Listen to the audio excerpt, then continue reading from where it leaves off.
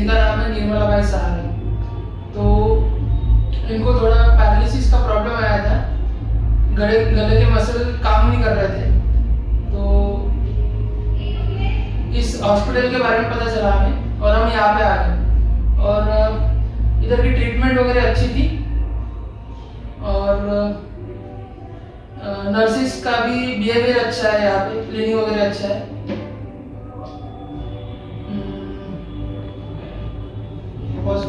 कौन से डॉक्टर ने आपको अटेंड किया है?